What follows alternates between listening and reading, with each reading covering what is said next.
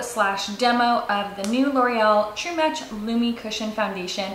This is a newer foundation to the drugstore. I bought mine at Walgreens. I've had a hard time tracking this down. I know Ulta has it, drugstore.com has it, but it was on back order, and I found mine at Walgreens, and it was about $15.99 or $16.99, and I think that there was a $1 off coupon.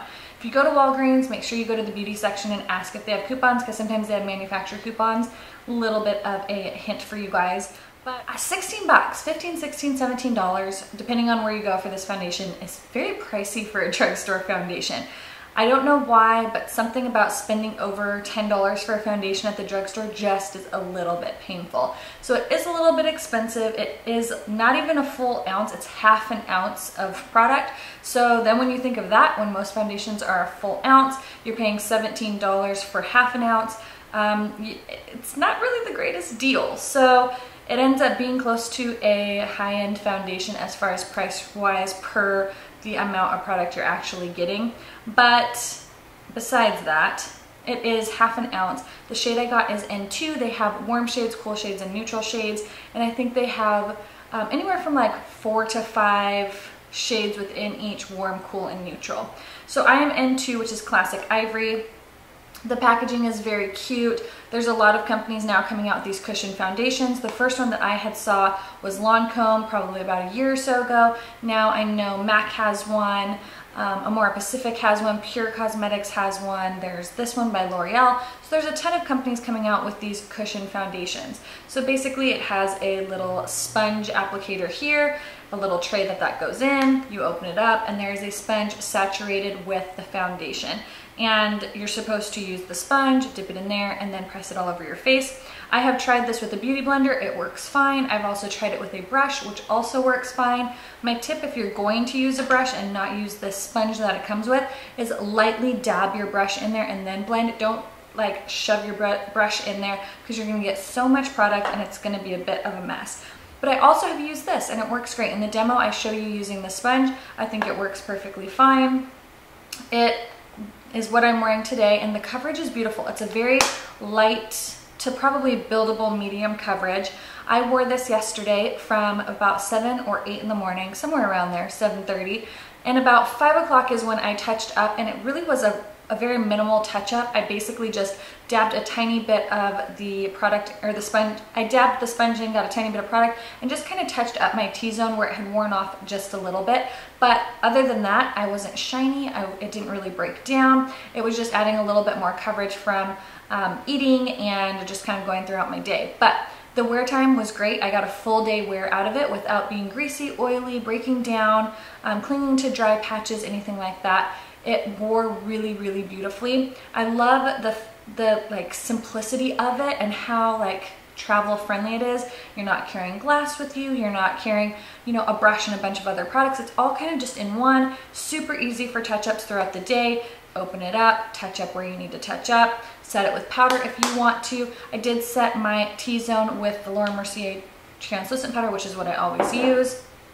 And it's beautiful. It's a very beautiful, luminous, but not overly dewy look to your skin. So I do love this. I think that it's really expensive. So if you can get a coupon, I would highly recommend that. Fantastic. Please try to find coupons, because I just think that it's ridiculous to spend that much money on a drugstore foundation. I don't know why. I have no problem spending $50 on a high-end foundation, but something about spending $17 for half an ounce at the drugstore just is like a little bit painful for me. But I do love it. The packaging is great. I would recommend it as far as how it wears, how it looks on the skin. If you've tried this foundation, I would love to know your thoughts, so leave them down in the comments down below. And if you want to see how this applies, then just stay tuned. So I'm going to prime my skin. This is the Makeup Forever Smoothing Primer. It's one of my favorites, and honestly, like, I have to use a primer with any foundation that I use, even like a long wearing or matte foundation, because my skin tends to just eat up foundation, especially in my T-zone area. And I have normal skin. I do have some dry patches. My T-zone can get a little bit oily at times, but for the most part, it's pretty normal.